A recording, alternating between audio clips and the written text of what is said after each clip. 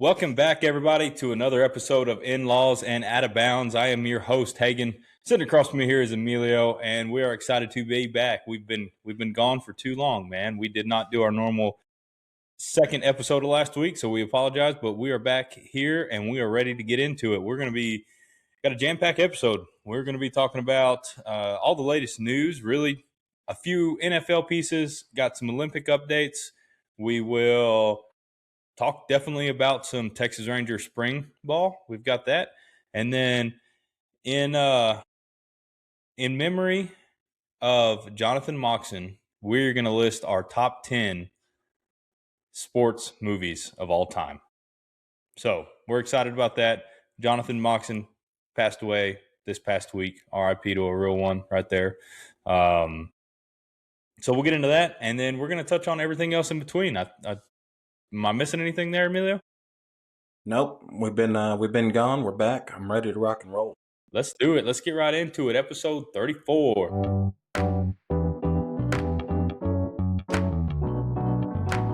Powered by Riverside.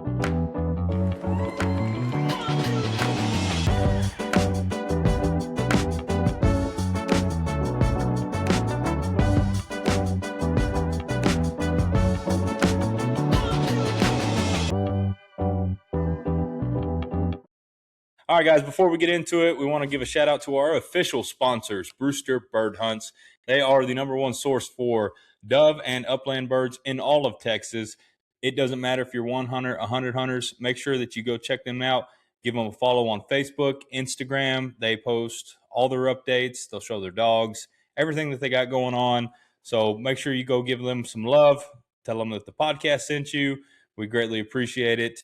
Landon in that group over there is top notch. Best guides, best dogs. If you want to limit out, go check them out. BrewsterBirdHunts.com. We greatly appreciate them. And make sure to go check us out on our social medias as well. X, Instagram, TikTok, YouTube, all that good stuff. Excuse me.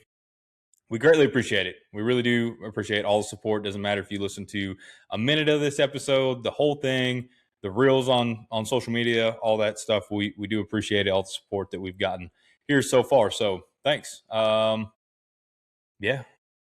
Good. Am I missing anything here, Emilio? I don't think so. I think we're ready to rock. I think we're ready to rock. We'll dive right into it. Let's just do the NFL news first because it's the quickest right now. There's not a lot of NFL news. We're getting ready for free agency that is going to be coming up here in less than about a month or so, and that's going to be leading into I guess it's the combine, free agency, and then draft, right? Then that order. All that's coming up really quick. The biggest news that dropped today, Tyreek Hill was released by the Miami Dolphins. That's not really a big surprise. I think that's really good for both parties, right? Miami's trying to develop themselves or just turn the course of what they've been, and they need to get new veteran leadership and presence in that locker room and really try to turn just that football team around. Tyreek, I'm not saying that he's necessarily been negative towards that organization, but he is very vocal on social media about certain things, and he's just a polarizing player, right? So it's good for them. He'll get a new, new view, scenery, all that kind of stuff. Maybe he goes back to Kansas City. Maybe he goes to the Raiders. That's what I saw somebody said AI did to him, or the Gronk thing on X. That's what they did. So they put him on the Raiders. And then staying with Miami, Bradley Chubb and the Dolphins also agreed to part ways there. So losing two big players. When I think back to that Bradley Chubb pickup, it was like a middle of the season pickup for him a couple of years ago, and it was when they thought they were going on a run, and that turned out to be a disaster. So as far as Tyreek Hill, I think I'm most interested to see how he comes back after that nasty-ass leg injury. If a team's going to take a chance on him, and I don't think he's going to be drawing all that much money, so it could definitely work out for somebody. You mentioned it's got to be the right program, I think, for him because he is such a polarizing player. He gets very vocal. Maybe the Bills give him a call. That wouldn't be a bad deal. I've seen the Bills name surrounding multiple free agent wide receiver, especially veteran ones, And it's going to happen each year because it just seems like an area of weakness that the Bills never address, right? And Yeah. they do, it's middle of the season with somebody who's been having, like Amari Cooper, for instance, right? I hate to throw Amari Cooper under the bus, but that's kind of the example that you get there. I saw Mike Evans was connected to Buffalo. Now, right now, everybody's just saying whatever. I'm sure there could be some rumblings, but I think you're still in that tampering period right now that you can't really have that access. So the Bills need to do something to help Josh Allen out. But I agree. I don't think he's going to be the same player. That's a really hard. Was it a broken leg completely? Yeah, it was. I think he broke it in more than one spot. Yeah. On top of that, I think it was a multiple break from With his knee down, I believe. Yeah, and with his, he's speed, right? He's the cheetah, so that's hard to Right. get back from. Bradley Chubb, he had 8.5 sacks last year, so it's easier said than done to replace 8.5 sacks on a defense. So Right. it'll be interesting to see what the Dolphins do there. Potentially just looking at freeing up some cap space here. There's still the lingering issue of what are they going to do with Tua, because it's like a $90 million hit if he's released. He's got a ridiculous contract. I think this is the last year that it's that big of a hit or a hit at all. So do you bite the bullet and just keep him on the roster? I mean, I don't think anybody's expecting them to go to the Super Bowl next year by any means. So maybe you just take it on the chin this year and then start over. I mean, next year should be a better quarterback draft for him. But it'll be interesting to see if somebody's dumb enough to trade for him. Oh yeah, 100%. That's what you get. You don't just get the player, you get the contract too. So that'll be really hard. I don't know if a team has to be very desperate, and it'd be one of those middle of the season. Our quarterback just went down. We need to find the best viable option right now. And Tua could be that. I mean, he's proven to be a good quarterback in the league when he's not concussed. Right. Right. So other news NFL wise, did you see this? Ronnie Hickman for the safety for the Browns got jumped Yeah, I did. That's crazy. Got beat up in the lobby of a New York hotel early Monday morning. He just said that he was treated for minor injuries, but doesn't matter who you are in New York. You get your ass whooped anywhere. Be careful when you go out there. They will snatch your chain out there in New York. Yep, especially if you're from Cleveland, If you're from the land, they're going to come for that chain. And they're going to take you like MGK. Watch out. That's it, NFL-wise, until we get to the combine and then free agency. There'll be a lot to talk about right then. There's going to be a lot of teams. They upped the salary cap here recently, so there's a couple more teams that got some playing room. But it's going to be really interesting to see what these teams do trying to rebuild as we go through free agency and into the draft. Oh, I got something for you. Did you see Derek Carr saying that he would be open to coming out of retirement, but he'd have to be able to play for a Super Bowl? I did see that. In what world does Derek Carr think that he deserves to play for a Super Bowl? That's okay. You and I are on the same page. Yeah. I mean, what has he done in his career ever he's never even been to the playoffs, right? No, he did that one year with the Raiders, the year that the Bengals went to the Super Bowl. You remember they ended the year on a 5-game win streak to make it in. They made it in because of the Chargers kicking a field goal or something. Oh, that's where if they tied, they both went to the playoff or something, right? And then yeah, I remember that. And they won the first round. They got to the second round, played the Bengals, and they were in the red zone. And then Derek Carr broke his leg. Yeah, I had been a Derek Carr supporter for a little while, and then I don't know somewhere along the way, I just turned on him, and now I have no. Yeah, I think part of the reason was how he retired, probably. Yeah. I don't know why. It didn't make any sense, but I know why I feel that way. Well, because he retired during the Saints and he left y'all with a big salary cap hit. Yeah, we're still paying him. Yeah, you're still paying him. Yeah, you're in salary cap hell because of Derek Carr. It's like giving Kirk Cousins $200 million guaranteed, fully guaranteed. I mean, sometimes I hate Mickey Loomis. Yeah, you'd be better off with Kirk Cousins because Kirk Cousins is a much better quarterback than Derek Carr. But the Falcons released Kirk Cousins. Did you see that? Oh man, that would be lit. Kirk Cousins. They did. They're going to, I guess, once free agency opens. Kirk Cousins would be the next Kurt Warner. That'd be his Kurt Warner story.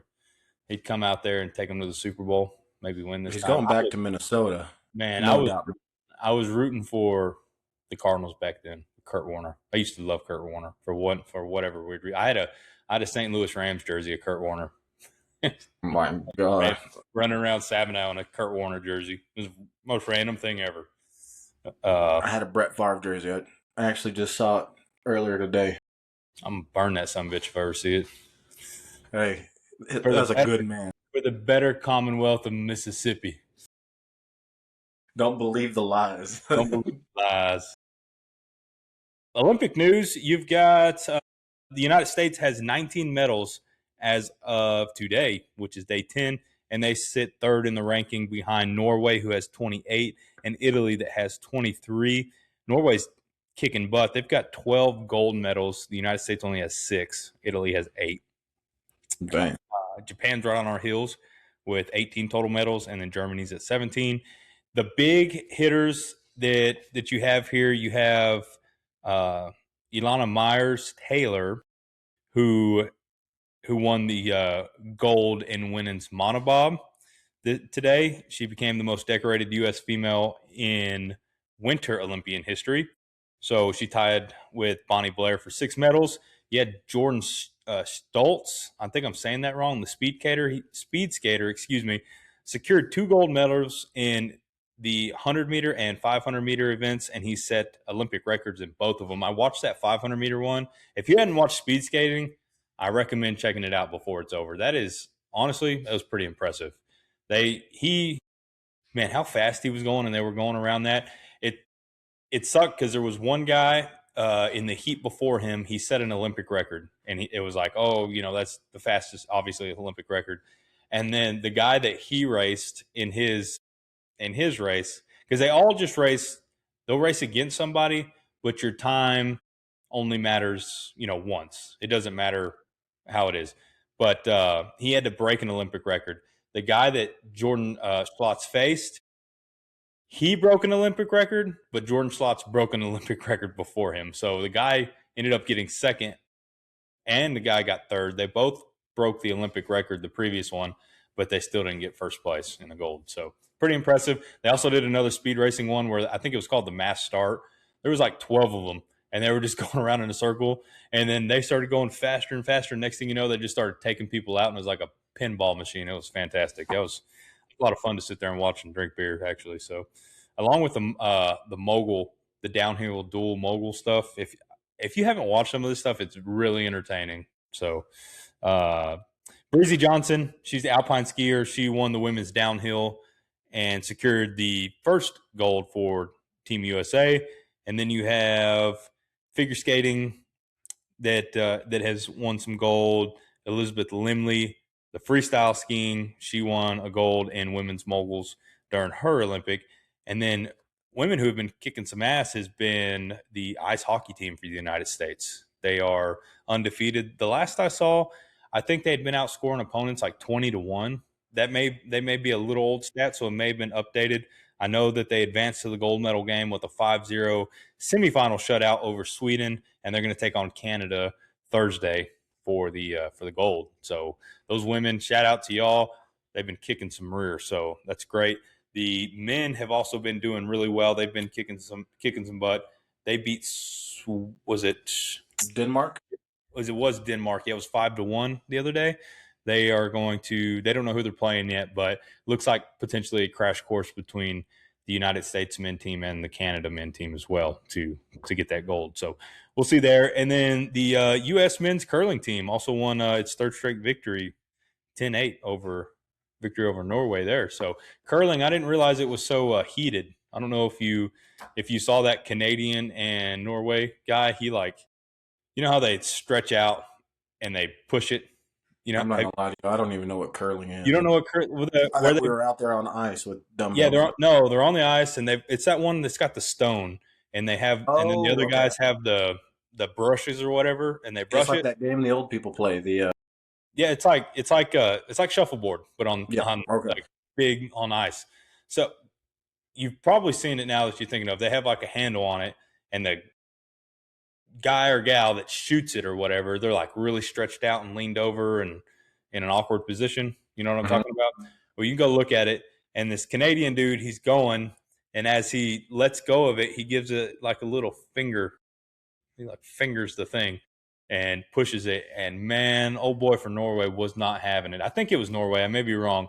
He is calling his ass out, saying, basically, sorry, SOB. I'll show you that you cheated. It was pretty funny. So it got heated for a second, but yeah, Curling.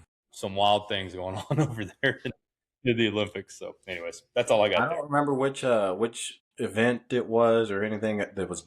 It just came on after something I had watched on Peacock, and some Brazilian guy won some snow event.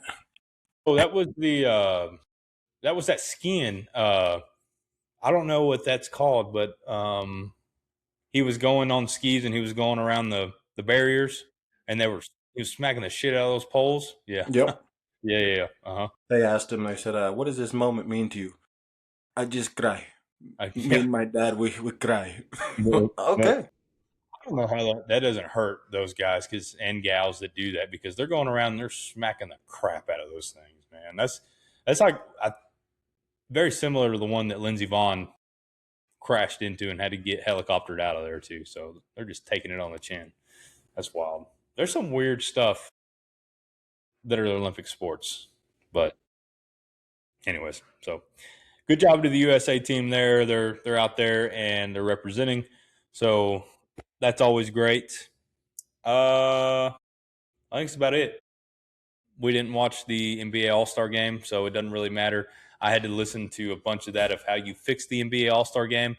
I don't think you do. I don't think you fix the dunk contest. I don't think you can fix any of it, just because the players don't give a damn. And until the players give a damn, nothing's going to change, right? So that's the biggest deal there. They're not going to play hard. They barely play hard during the regular season. So why are they going to do it What now? I don't get is, I feel like you'd probably get a better chance of them being more interested in playing harder if they did the All-Star game kind of like the NFL does at the end of the season when everybody's pretty much done, because it's not like football where it's a contact sport necessarily, and you might get a lot more intensity out of it if these guys aren't afraid of getting hurt for a playoff run. I feel like you wouldn't get a lot of those guys to come back. Like, Yep. imagine if, not like Jokic played anyways, but there's always the talk about when he's done, he goes back to Siberia because he wants to be with his horses. He has Yeah. those racing horses and all that. So does he come back for an All-Star weekend? Probably not. Right? What does Luca do during that time? These guys get out of shape, so to speak, and Yeah. it may be a I don't tough. know. But you have all these events, and none of them are participating in them, especially the dunk contest. But it's kind of weird though, because up until like what 2012, it was still. I mean, it wasn't super competitive, but it was still relatively competitive. I mean, they would go out there and at least try to play defense, and then somewhere along the way, it turned into they were still out there playing, but they stopped playing defense, and then it just turned into this whatever. is today. Yeah, it's no fun. They tried with that world versus stripes versus stars, but I heard no good feedback from it. I didn't watch it either. I honestly forgot that it was on. Didn't care to watch it. No. NBA players are a bunch of babies right now. Anyways, you want to talk about the WNBA lockout that's going to happen? They're probably not going to have a season next year. Hey, that's a shame. They want to go from 9% revenue share to 33% like the NBA, not making a profit. They Well, I got mean, a deal that I think broke them even. Now they want to go to 33% on the revenue, not the gross. You should go 33% on gross profit. How about that? Let's make that deal. what's 33% of negative numbers? I mean, they're gonna be paying their salary back. I think the deal they got is pretty sweet right now. Yeah. See but they're leaving the word revenue in, not profit. Mm. You work off revenue. It's just, who cares? Cost doesn't matter to you. But anyways, Listen, the WNBA it's not terrible, and I'm not gonna dog it because it actually is interesting once you get to the playoffs. But there's a couple of teams that are interesting that are like Becky Hammond's bunch. They play basketball. That's basketball. It's just, you know, you don't have a whole bunch of teams like that. You've got like 2 instead of like 10. Yeah. But it's barely blown up here since recently, right? I mean, the everybody can say what they want, but to the Caitlin Clark coming into the league, that's when this really started to blow up because they had such a big thing going in college, transferred to the WNBA, and now you have some of these other stars to a lesser extent, like Reese and Beckers and some of those other Yep. girls that are out there doing this, just now starting to really pick up that momentum to where folks from and maybe girls from that college game are falling over. Now they're learning about other teams, about other women that are playing. The NBA is they are gonna continue to grow. I just don't. You're growing, you're outgrowing where you're not making money already, and you're a subsidy of the NBA, and the NBA is paying your bills. Which the NBA, I mean, if you look at it, they've made. I mean, I don't know, they're making like $2 to $3 billion a year, so they've got plenty of money to spot you. But it's just interesting to see that, and then they want more, and they're going to have a lockout potentially next year because their CBA and the WNBA can't come to an agreement on something. And then what happens when that doesn't happen and the league folds altogether? And the WNBA is looking at adding 2 teams already. They're going to expand as well. I don't know. Maybe it's just a little too early to be fighting this fight for them. So Get your numbers up. Keep getting them up, and then go after the big fish. yeah, for sure, 100%. That's it. That's all we got for the news, I think. Got anything else? I'm ready to talk Rangers baseball. Want to talk some Rangers baseball? Oh man, let's get into it.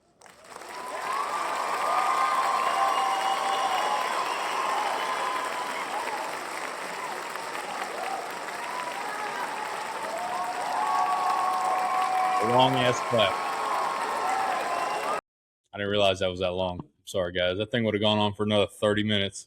I was just happy you said Rangers baseball, baby. We are back, Rangers baseball. So getting into it, just looking at last season before we dive into what's happening here in 2026. So Rangers season was really weird.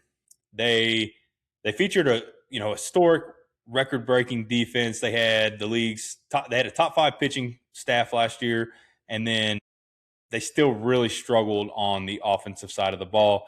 The Rangers defense in 2025 statistically was the greatest in MLB history, breaking the 2013 Orioles previous record for fielding percentage, at at .991, they ranked first in defensive runs saved with 89 of those. They ranked first in team ERA at 3.47. They had a rotation that was led by DeGrom and Evaldi. That dynamic duo there, the superstar duo. And then their whip, they ranked first as well, tied with the Cubs. So great defensive side, but where it came in was the offense frequently struggled to provide supporting runs, and they ranked near the bottom of the league in most power efficiency metrics. They were 26th in batting average. They were 22nd in runs scored. They had 684 total runs, which is just above 4 runs a game. Their OPS, they ranked 26th in the MLB. They ranked 18 in home runs with 175. And then the one bright spot they had was stolen bases, where they were tied 8 with 134 of those. So great defensive side of the ball. Like I said, they had a top 5 pitching rotation last year with everything they did. And probably the biggest thing here, they finished with the 81-81 record, so they were basically even. But they really missed the playoffs because they were 21-29 in 1-run games, and they had a league high 29 blown saves in that. Bang. So you know what a blown save is, Emilio? Yeah, you blow the save. Yeah, there you go. Yeah, you blew a save, right? You were up. up. Rocket science. You went. Come on, Yeah, I know okay. that I just want to make sure. I'm sorry. Okay. So really in 2025, you were led by really young talent. You had Wyatt Langford that was really the primary source for power there, and then Adolis Garcia, who was the top run producer, who is no longer with the team. But Corey Seager was there. He led the team with batting average at .271 average, and then Josh Jung and Josh Smith followed with 2.251. Excuse me, I can't talk right now. There's too much stuff here. And then home runs, Langford led with 22. Corey Seager finished with 21, and Garcia had 19. And then Adolis Garcia was the clear leader in runs batted in with 75. Langford and Marcus Semien followed, tied for second with 62 each. You have Garcia and Semien, who are both gone from the team. The Semien was traded to the Mets, and you got Nemo back. I said his name wrong. I'm going to tell you that right now. I'm going to get a text message about that one.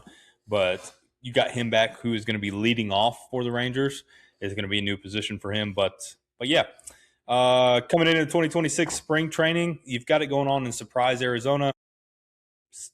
Pretty decent roster makeover here. You have a new manager coming in, and Skip Shoemaker. It's a new era. It's a new face, a different approach to the manager as far as how the game is going to be played, how the players go out there, how they attack, and what happens. So you had pitchers and catchers that reported on the 10th, and everybody else came to work yesterday. So you're getting into full swing here. We talk about major departures. Marcus Semien traded to the Mets, Adolis Garcia, and Jonah Heim are all gone. How do you say Adolis, actually? I'm sorry. Adolis. Okay. Adolis Garcia. That's how you say it.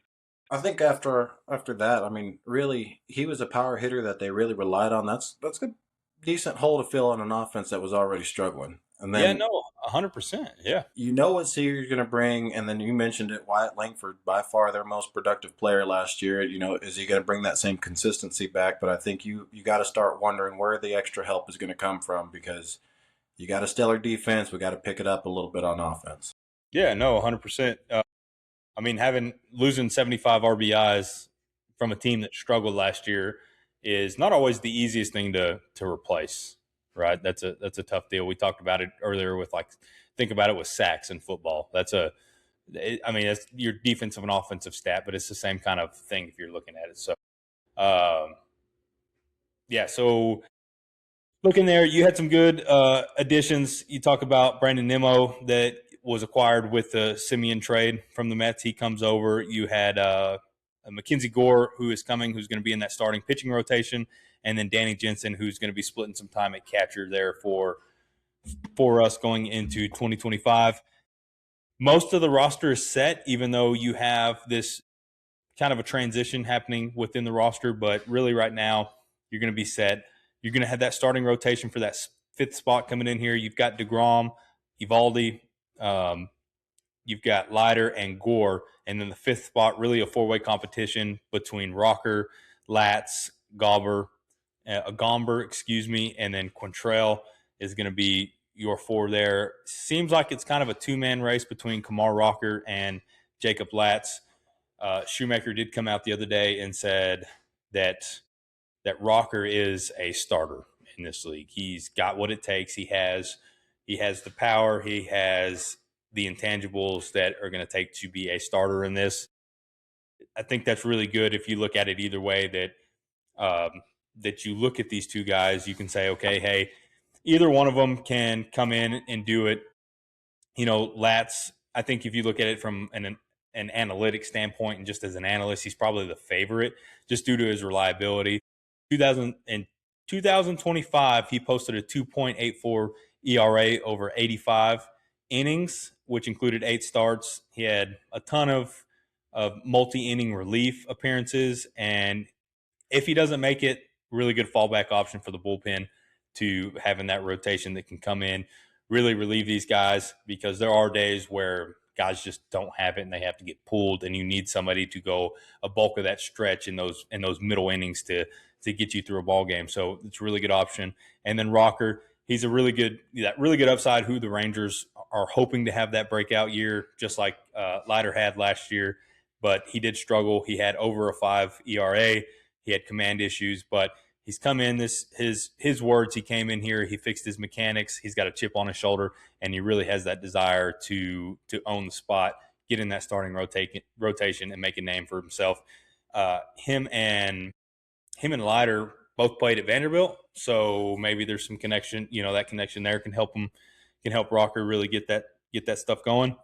And yeah, I think that's it. But if you're looking really at how everything sits right now, catcher wise, you got Jensen that's looking at the catcher. You got Jake Berger who came in, who had wrist surgery in the offseason, who's probably going to be starting at first base. Josh Smith is going to look at that second base role there. Corey Seager at shortstop, of course. Josh Jung at third base. In your outfield, you've got Langford, Nemo, and Carter, who are going to be out there. And then Jock Peterson is going to be your DH. Starting rotation, like I said, DeGrom, Valdi, Leiter, and Gore right there. They've got the Rangers got 31 games here, including 29 in Arizona, and then the final 2 at Globe Life Field. They're going to start Saturday, it is, with the Diamondbacks. I may have got that wrong. And then they're going to play Brazil at some point as well. So the Rangers versus Brazil. That'll be interesting. Yep. So a lot of fun. I'm going to go out on a limb here. It's not a limb. I'm going to stand on this one. And this is especially for those Astro fans that were attacking me saying that 2023 was a fluke. It wasn't a fluke. Line them up. Let's see. I kept telling them that the Astros could have proven it was a fluke and beat them in the ACLS if they wanted to. The ALCS, excuse me, and prevented them from doing it. But come to me, the Rangers are going to be a 90-plus win team. They're going to be in the playoffs, potentially win. You know what? I'm going to say they're going to win the AL West, and we're going to get it done. We're going to prove it wasn't a fluke. They have a really good rotation pitching. Now it's going to be really hard to get through the whole year having a healthy pitching staff. That really takes about 9-10 pitchers to really get through that, and probably only one team, the Cardinals, were able to do that last year. But I think they're going to be able to turn this around on the offensive side.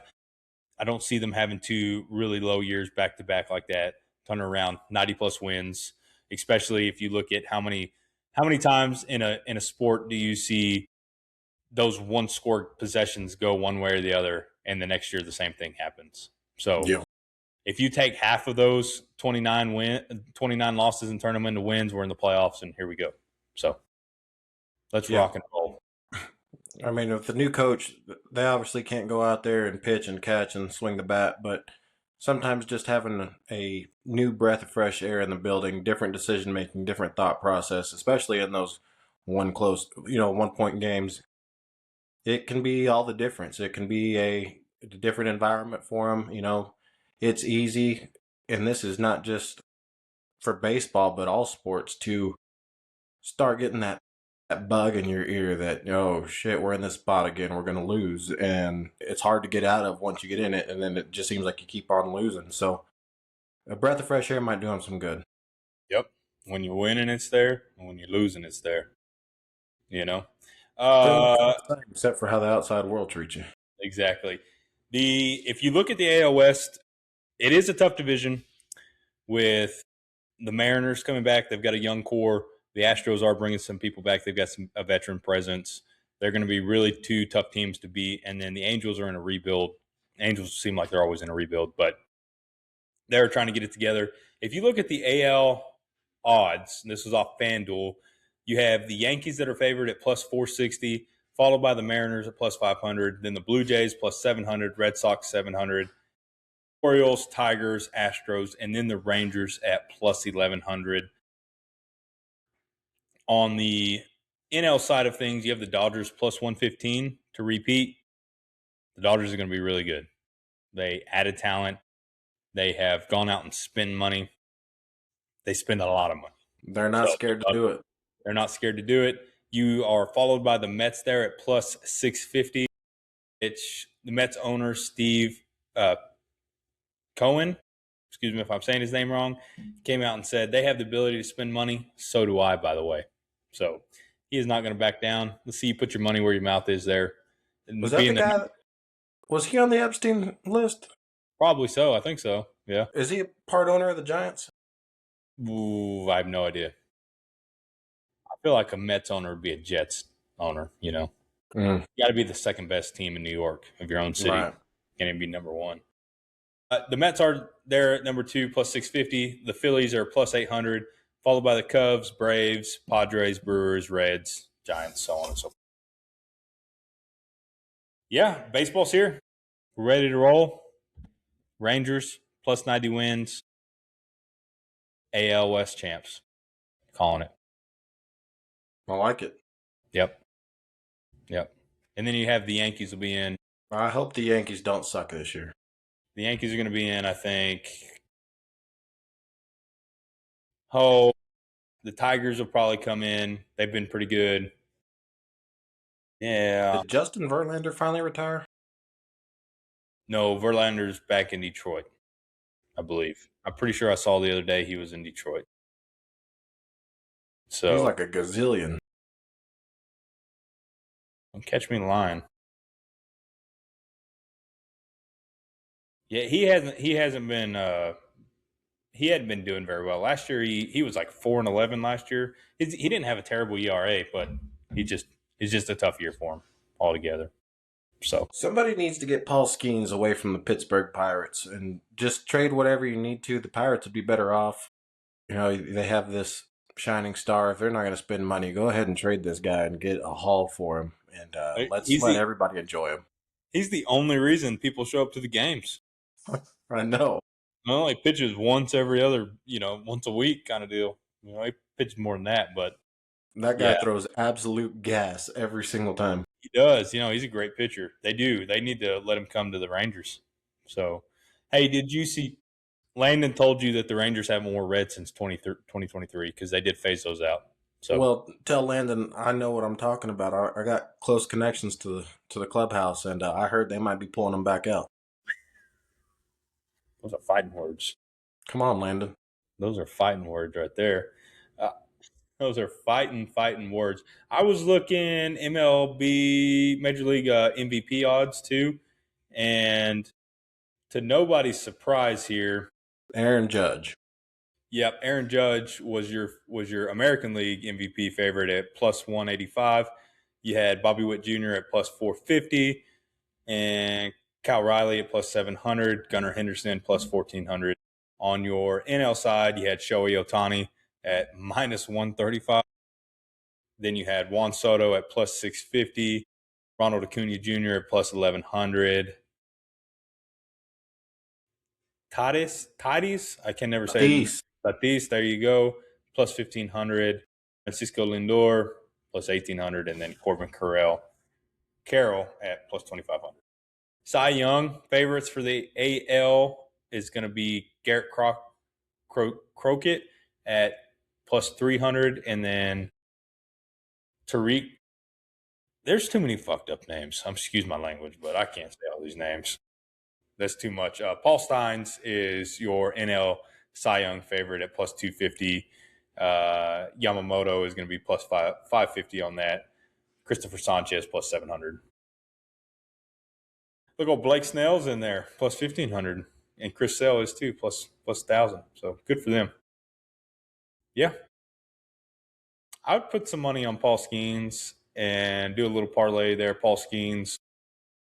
Ohtani may get hurt. That's the only problem. That's the only thing I see with the MVP thing there is that it's a lot of two-way. And then if he only bats, which he could still win it because he hits bombs all the time. That's my problem with picking Aaron Judge for MVP is he might play 15% of the season. Are you sure? Yeah. He's always hurt. And it's always the most, inopportune times. He only missed 10 games last year. Well, last year was a rarity. Every other year, it's like... I feel like you're giving the captain a little too much hard. He only missed 4 games in 2024. I feel like he's a little bit of Iron Man right there. Well, he was a letdown last year. I hadn't seen him. He did miss 40. He missed 42 games in 2023, so I'll give you that. He forgets to show up when the playoffs start. That's just the Yankees in general here recently. Yeah. It's a real shame. They hadn't shown up in the playoffs since 2009. So, but there we go. Got some baseball. We're going to continue to do baseball. We're going to get some college baseball in there. That all started. You had some bubbles flying at Bluebell Park the other day, I think. Bluebell Park. What a stadium. Had them rolling. They're ready to go. I have been seeing college baseball highlights, and what a great time of the year. I know we get kind of bummed because there's not football and all that, but the other day I sat down for a second and was eating a sandwich and just turned on the TV and was watching everything that was going on. It wasn't that bad. You had the Daytona 500 going on. You had Olympics going on. There was golf going on. I mean, soon there will be baseball. There was a lot of stuff going on. Hell yeah. Hey, Michael Jordan won the Daytona 500. Now consider him a Daytona 500 champion. Add it to his resume. Oh, my God. Add it to his resume. So I'm going to start watching F1. Yeah. I don't know. I don't know about F1. I mean, racing's cool. I'll start watching NASCAR, though. If you're not turning left at 200 miles an hour, right, I don't want it. Raise hell, praise Dell, brother. Left turns only, baby. Left turns only. All right, let's get into it. Probably last segment here. But to honor Jonathan Moxon,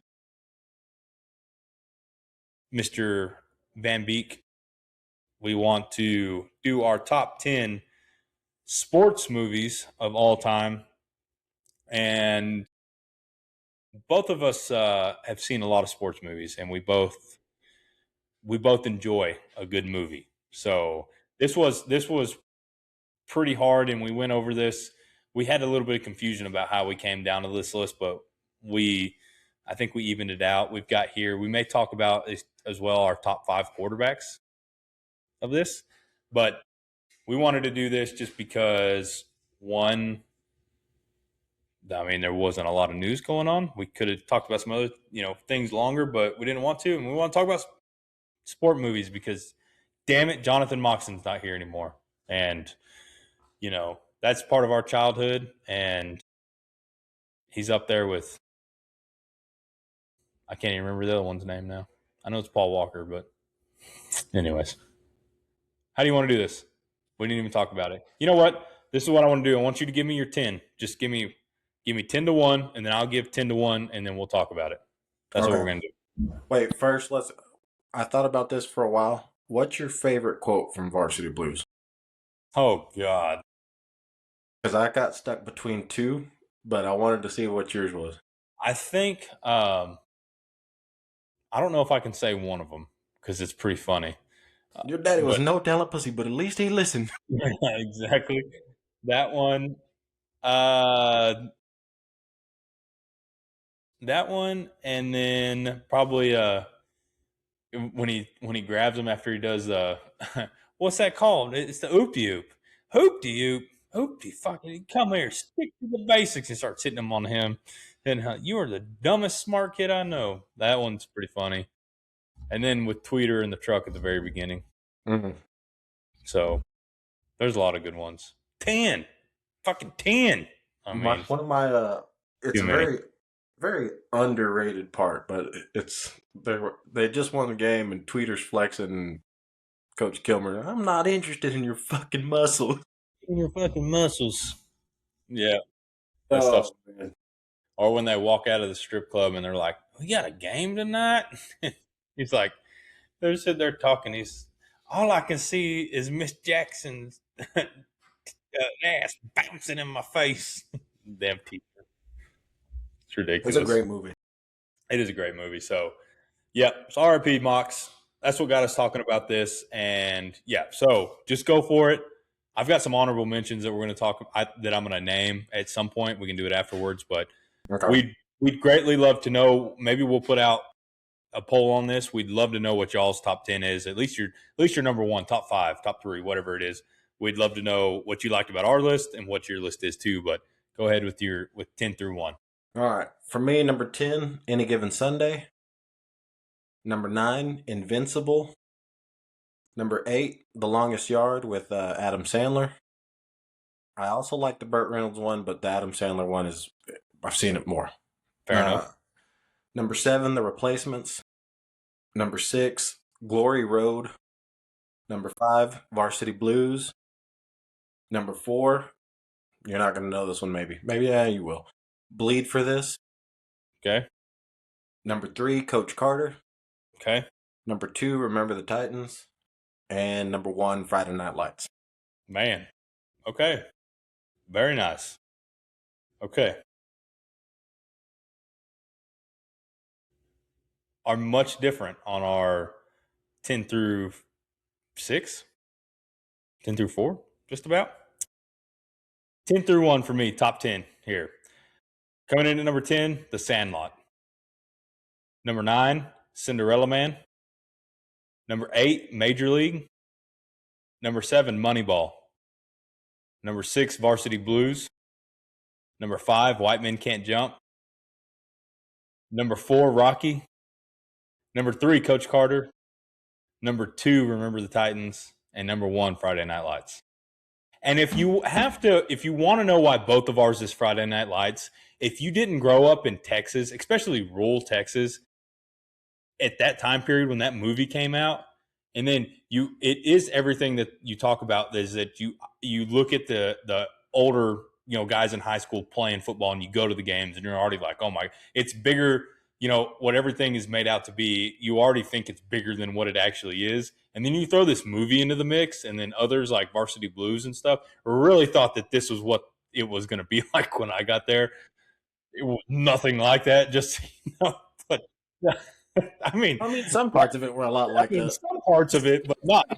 I guess the really cool parts, the winning, not necessarily. the state championship stuff. I mean, we won some games. I'm not going to say we did win some games, but yeah, I think I knew that we were going to both have number 1 Friday Night Lights, just because, like I said, growing up in rural Texas, watching that, looking at that, saying, hey, I could be Mike Winchell, or I couldn't be Boobie Miles. I was white, but I couldn't do it. I think for me, I was in 5th grade when that movie came out. I remember walking out of the movie theater and thinking, all right, we're winning a state championship. And year after year, you thought that because you saw that movie, it inspired you, Boobie running to the stadium for practice. You start doing goofy shit like that, thinking that's what it takes to win a state championship. Yeah, I think I watched that every night before 2 days. Oh, if yeah. I remember. I think I did watch that. Yeah, so that came out in 2006. Yeah, no, wait. It came out before that. That was a TV series. This one came out in 2004. So, yeah, that was about 11, 12. So, getting into that 6th grade year, that was Friday Night Lights. But let's hear it. Why did you go down your list? Why'd you pick these? Personally, I think these lists, now, we're not movie critics, so we're not going to rank them off of, any kind of critique. I think it's personal opinion. Some of mine, I'm going to tell you right now where Rocky was. I put Rocky in there just because you can't have a top 10 list without Rocky in it somewhere. Like, it's just a criminal in my mind. See, Rocky for me is an honorable mention. And it can be Rocky, any of the Rockies, and it's going to be honorable mention because it's right. I'll watch them, and that's it, But like Any Given Sunday for me, that's one that I can, if I see it on the TV, if I'm going through Hulu and I'm just looking for something to watch and I see that one, I'm going to stop and watch it. Yeah. Willie Beeman, puking in the huddle. Is that LL Cool J that plays the running back? Yes, it is. Yep. LL Cool. It's one of those movies that I watched growing up as a kid for whatever reason. Probably shouldn't have been watching it, but I was. And I don't know. I just love that movie. I love that movie. I'll stop and watch it every time. It's a great movie. It's a classic. And then Invincible. I don't know what I got a thing, but like movies that can give me goosebumps, like when Vince Papali's running that damn blocked punt back or that fumble recovery back, start getting goosebumps. And Mark Wahlberg playing football. That's a good one. I mean, you probably hate that one because it's the Eagles.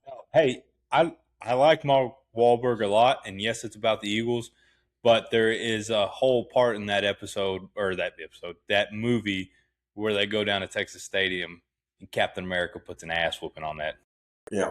Eagles team. Yep. So it's okay.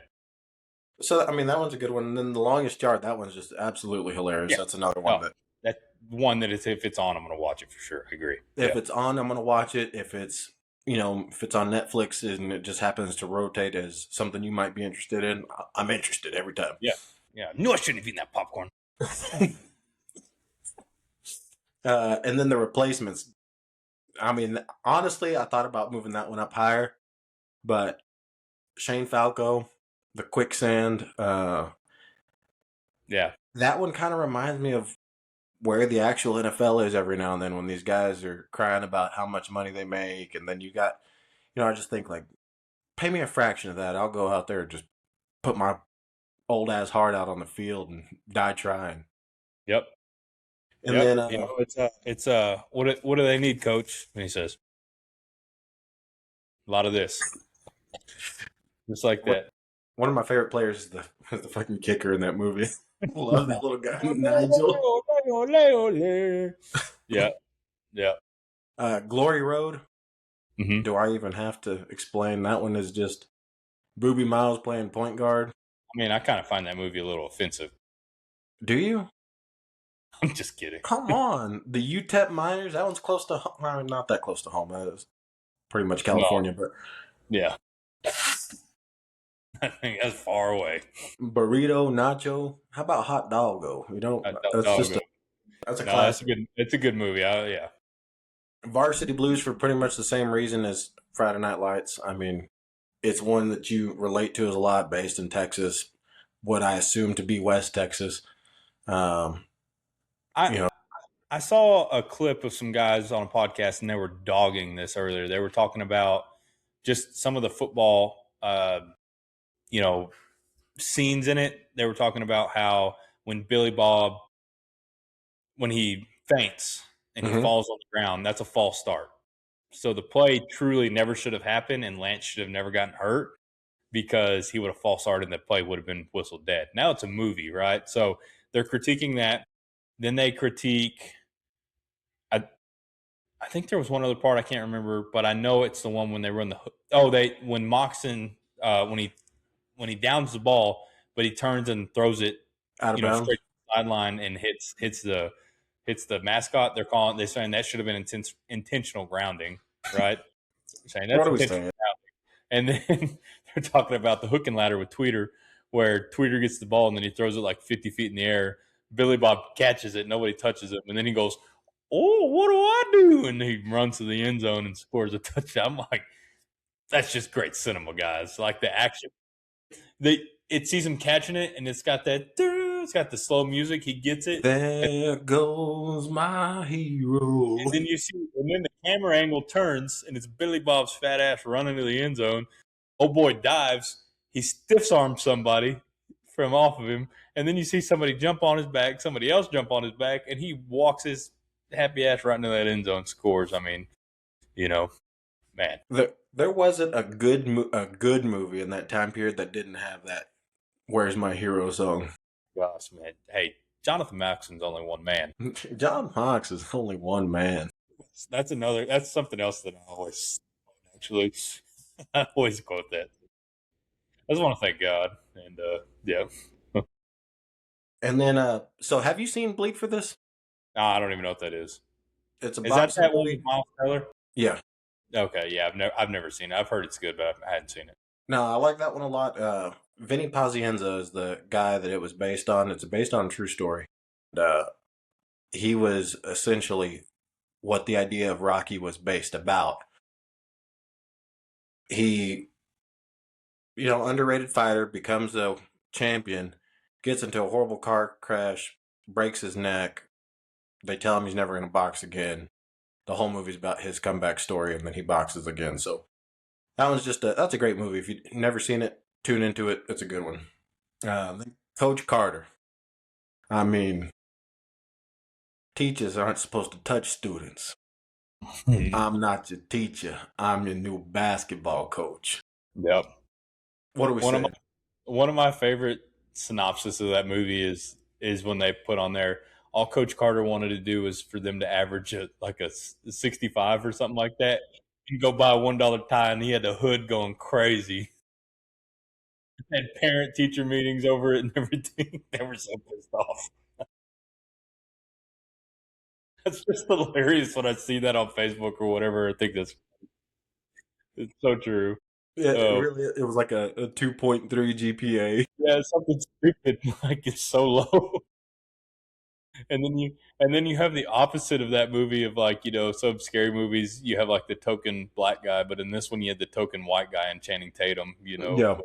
I mean, I'm sorry, I'm poking at the movie, but it's a great movie. Like it really is. So, yeah, that's a classic, man. And then Remember the Titans, for obvious reasons. It just all the way around good hearted movie.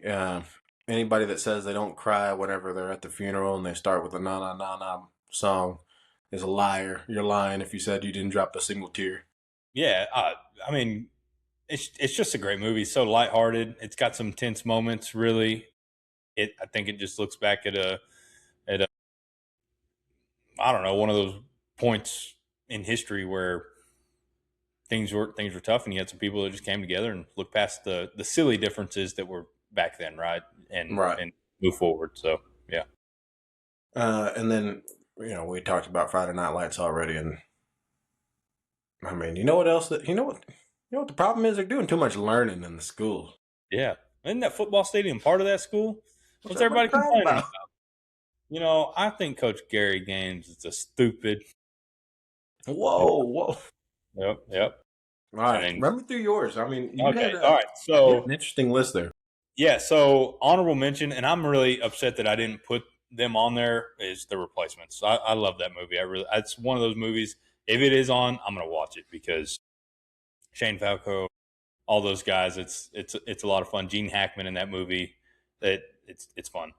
Number 10, I had The Sandlot. Obvious reasons. It is just a classic American movie, baseball, all that stuff with You're Killing Me Smalls. They do the tobacco scene where they go to the carnival and they all put that big red man in chewing and they all start throwing up, and then just the essence of being in 1960s America, where you go out and there's just a group of kids and a lot like what it was even back when I was growing up. You just go out and play, and you just have unfortunately nowadays it doesn't seem like a lot of that happens, but they go out, you have the dog, they're trying to get it, he takes his dad's Babe Ruth signed baseball. He has no idea who Baby Ruth, and then they all freak out. There's just so many great Benny the Jet, Rodriguez in that one, and there's just so many great memories and fun things. I watch it with my kids now, and they enjoy it. So it's just a wholesome movie it's fun to watch. So number 9 for me, Cinderella Man, Russell Crowe, talking about James Broderick. This was based off a true story during the Great Depression. I mean, you just see what that guy goes through. He was a really good boxer, had kind of got a little punch drunk, it seemed, for a while, was trying to just find work for his family. They were living lavish and they weren't living lavish. And then what he did to get back into it and just provide for his family. And then they have a complete turnaround. And then he beats that one. I can't remember the other guy that had, killed a couple other guys, I think it was, right, or broke their necks. Right. And just a great movie. Russell Crowe absolutely kills it in that movie. I can't remember what his manager's name is, but he's his name in real life either, but he plays in a lot of movies too. So I think Russell Crowe is just a great actor, kills it. So one of those movies that I'll watch a bunch. So a little more serious than some of the lighthearted ones. Yeah, it takes life into effect. But yeah, number 8, Major League. I probably should have had this one above Moneyball. Honestly, I think that if I probably should have switched those. I should have moved this one up even more. Now that I really think about it, Major League is just one of those great movies that I will 100% watch. I definitely say that it is my favorite baseball movie. I'd put it over Moneyball. So I think my original list was wrong, but it's you have you got Jake Taylor in that. You have Wild Thing in there. You have the Voodoo guy that's in there. All the fun stuff. You have Wesley Snipes that plays the real fast guy that's running baseball. He shows Willie May Hayes. He's like a run like hit like Willie, run like Mays, or whatever it is. It's just a lot of fun. That movie, they're just a bunch of misfits that come together because the owner wants to sell the team in Cleveland, move to Miami, and she can't do that because this group of misfits comes together and ends up winning the pennant. And so it's a great movie. There's a lot of quotable stuff in there. It has good baseball action in it. Wild Thing comes out and he starts throwing 100-mile-an-hour fastballs, and he's got the crazy hair back there. And old Jake Taylor just can barely catch anymore. It's a lot of fun. Have you ever seen that movie? Mm-hmm. You have? Okay. All right. I had Moneyball ahead of this. Like I said, I probably would have switched them. I watch Moneyball. Moneyball's great. Yeah, Moneyball's really good about the A's. Brad Pitt. Like Brad Pitt a lot. I think he's great. Jonah Hill in that movie is a lot of fun. He's just an awkward guy. He's sitting there talking to him, and he talks about lying about the number of hits, and he's like, it's 47. It's 49. I don't know why I lied there, right? Just it's all the things. You see the back and forth negotiation on the GM side. Chris Pratt's in that movie, for a little bit, playing the first base. Some of that. I mean, it's just I really enjoy it, how it's put together. It's definitely more of a drama film. Moneyball is one that I'll watch. I had Varsity Blues after that, obvious reasons that we talked about. Big part of just the 2000s, early 2000s growing up. Probably watched that sooner than I should have watched that movie, but I'll still watch it to today if it's ever on anywhere, which it's not on typical TV, but if it's on Netflix or something, I'm going to watch it. So White Men Can't Jump. Man, this was one, an interesting one.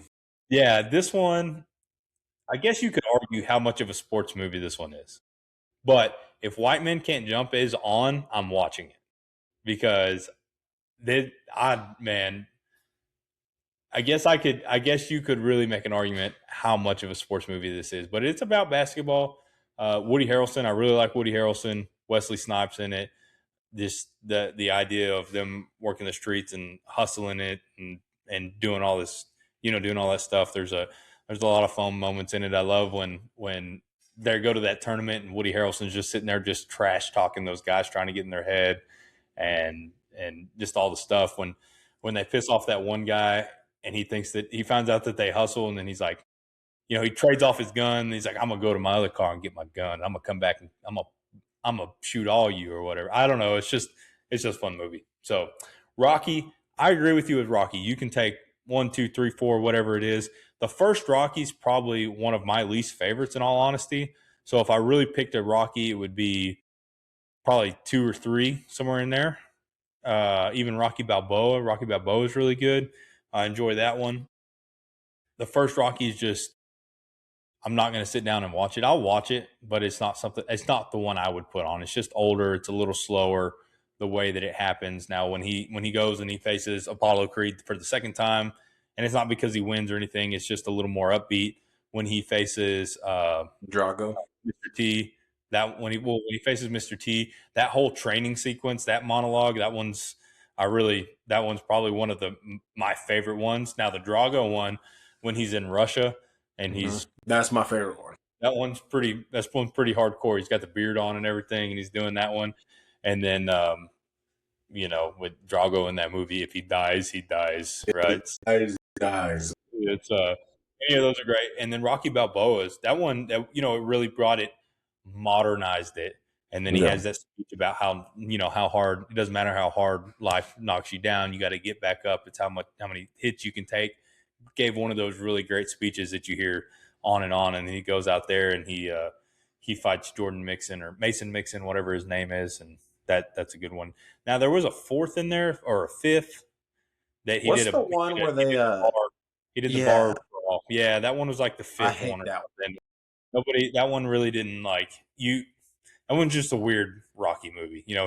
He's training that guy to become the world champion, and then they get in the fight, and he beats him in the bar brawl or whatever. So that one's more of like a Roadhouse movie. It seems like so. You Roadhouse. know, Roadhouse. So, and then after that, I had Coach Carter for reasons that we talked about. It was great. Enjoyed it. You know, when I coming from where I grew up, basketball was a really big part of my childhood, and then going through high school and all that, we always had a really a good basketball program. Coach Navarro was always a great coach. Kind of, I don't know, somewhat similarities in some of that stuff, just as far as like the GPA, the ties, the anything. Obviously, we're not living in Compton or wherever the hell they were, but it's just enjoyed that. So, and then Remember the Titans, fantastic movie all the way around, whichever way you cut it up. One of the earliest movies that I can remember. It's a movie that I can also sit down and watch with the kids. It's lighthearted. It has its serious moments. When he says, I'm not going to share, I'm not going to do anything to help that monkey.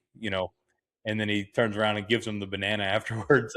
It's just great stuff, right? So, yeah, and then you got Sunshine and the mama joke stuff. He's like, what's his name? He comes up and he's like, oh, what happened to you? He goes, man, I just gave your mama a piggyback ride and she weighs twice as much as me. And, that's so funny.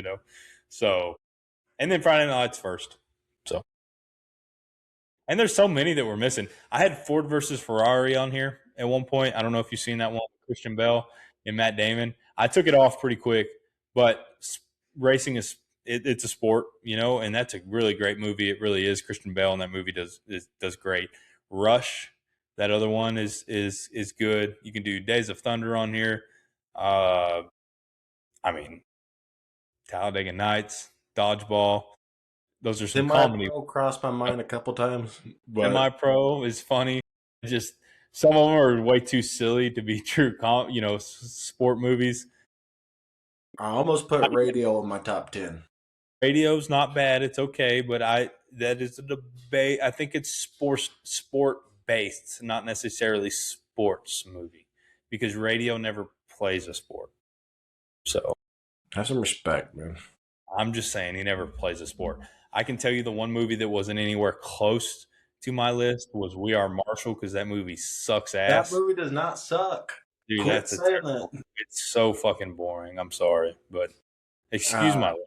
But I know Rudy was definitely on your dude, I up hate Rudy. next. Especially, it's so funny to hear the disrespect that Joe Montana gives to Rudy and talking about how they were making fun of him where they carried him off the field and all that. So, that's pretty messed up. But the Karate Kid's a great sports movie. Karate's a sport, I guess. That's a good one. You have any of the Creeds are really good. They're not. I don't. They're very modernized, but they're not bad. The Fighter, I had that one with Christian Bell and was that Mark Wahlberg? No, it was Mark Wahlberg in that one. Christian Bell, Mark Wahlberg, The Fighter. Have you seen that one? I've seen pieces of it. I've never actually watched the whole thing. There's the other one too with Tom Hardy and his brother. I can't remember Warrior. that one. That's a great one. Warrior. That one's a great one. That one's really fun. And then you have The Wrestler with Mickey Rory. And is Mickey Rory? I don't think I've seen the guy that plays the bad guy in the first Iron Man or the second Iron Man. Anyways, The Wrestler, look it up, watch it. It's good. It's a dramatic one. He's like a old wrestler who has to retire and he's having to go around do indie series stuff, and it's a good one. Did you watch Iron Claw? I was about to ask Iron Claw is great. Yeah, Iron Claw is a really great movie about the Von Erichs out of the Dallas area. Yeah, great movie. Field of Dreams. That's a classic movie. It doesn't really fit my taste, but it is still a good movie. A League of Their Own. A League of Their Own. Hey, I don't mind A League of Their Own. It's a decent movie. We watched that not too long ago. I put it on so the girls could watch it a little bit. Now there is a little bit of adultish stuff in there, but Madonna and Rosie O'Donnell and all that kind of stuff. But it's interesting pair nowadays. I don't think you see those. Bull Durham's up there. Hoosiers. What's yours? I feel like I'm missing some. Little Giants. Little Giants, that's a good one. I hate how the ending goes. Bad News Bears. Bad News The Bears. the old one's good. The Billy Bob Thornton one's good too. I watched that one not long ago. I enjoyed that one. Yeah, I feel like there's more missing. $1 Million Baby, not a bad one. I'm looking down this list here. Jerry Maguire. Jerry Maguire is not a football movie. I don't care what anybody says. It's not a football movie. He got Stop game. saying it. Yeah, he got games. A decent one. Mm. Happy Gilmore. Yeah. No. Yeah. The Water Boy. I can't believe I forgot the Water Boy. I can't believe I forgot the Water Boy either, man. That may have made the list because I'm going to watch that no matter what. I'd have put the Mighty Water Boy Ducks above Any Given Sunday for sure. Yeah. The Mighty Ducks. Seabiscuit. Seabiscuit. Now you're just listing off movies. Love and Basketball. Oh my God. Cool Runnings. Space Jam. Space Jam, okay. Got you back in it. Yeah. The Program. Oh, The Program. I forgot about The Program. Unnecessary Roughness. The Comebacks. The Comeback. Oh, like Kim Kardashian. That Chris Pratt quote kills me. Greatest comeback stories. Kim. Oh shit! But so sweet. Top 10. RIP Jonathan Moxon. Oh, that's it. Let me give you my top 5 quarterbacks real quick. Okay, go for it.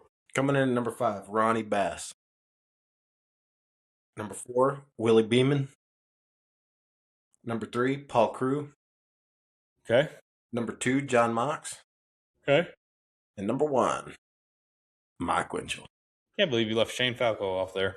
I can't either now that you mention it. He's definitely better than Ronnie Bass and Willie Beeman. Yep. Yep. And I can't believe you left the quarterback from the Water Boy off there. Just because the Water Boy's a cheetah doesn't mean that the real Mud Dogs aren't going to kick some cougar ass. Hey, that's a leader right there. Oh, my gosh. Can you put Ronnie Bass over Mike Winchell? No, Mike Winchell's number 1. You just said that 5-1. 5-1. Oh, okay. My bad. Mike Winchell, I mean. How far is it from your school? How far is the draft? Odessa to your school. Why didn't he ever smile? He's more eternal. No. It's a great one, man. That is great. Well, sweet. I think that's everything that we got here. I took a lot of, most of our time. So you got anything else that we want to cover before we get off? No, I think I'm good.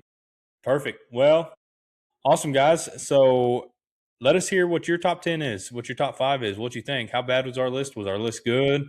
What is it? Is there stuff that you want to hear about involving other things? Do we need to do more baseball? We need to do more college basketball. What do you want? Do you want us to dive in further to the NFL offseason as we go forward, or college football? Do we need to do more of the transfer portal stuff and get more information out there? Let us know. We'd love to hear from you. Love to hear what you want to hear about. And we're going to keep just developing as this goes. By the time we get on this next week, we're not going to have another episode out this week. I'm going to be traveling to New Mexico Thursday through Sunday. So we'll come back on probably about the same time next week. We'll hop right back into it, things that happen, talk about the news. We'll be into spring baseball at that time. We'll react to some of the games just kind of lightly just because it is spring baseball and you have to get into that. It'll be over with the Olympics. We'll look at the final count. We will look at some March Madness that is going to get going there pretty soon and kind of get back into the swing, maybe touch on some where NBA stuff is going. Look at the Combine. I think the Combine starts – it's sometime in March, right? Mm-hmm. So we'll look at that. And NFL Combine's February 23rd to March 2nd. So we'll be right in the middle of it. And then, NFL free agency starts. Oh, gosh. It's March 11th. So we're going to have some things ramping up. We'll have some golf talk, too, at some point. I'll talk about golf. Emilio will listen. But, yeah. So let us know, guys. Got anything else? I'm good. Good. Perfect, guys. Well, thank you very much. Remember, make sure to go check out our sponsors, Brewster Bird Hunts. Go check us out on social media. We greatly appreciate all the support that you give us, no matter what it is. Whether you listen a minute, 5 minutes, this whole thing, we'll be putting out these clips in reels. We'll put them out in little segments on YouTube, so you can go check them if you don't want to listen to the whole thing. But we thank you again. This has been episode 34 of In-Laws and Out of Bounds. Make sure that you check after each other. Remember that Jesus loves you. And have a great rest of your week. See you next time. Peace.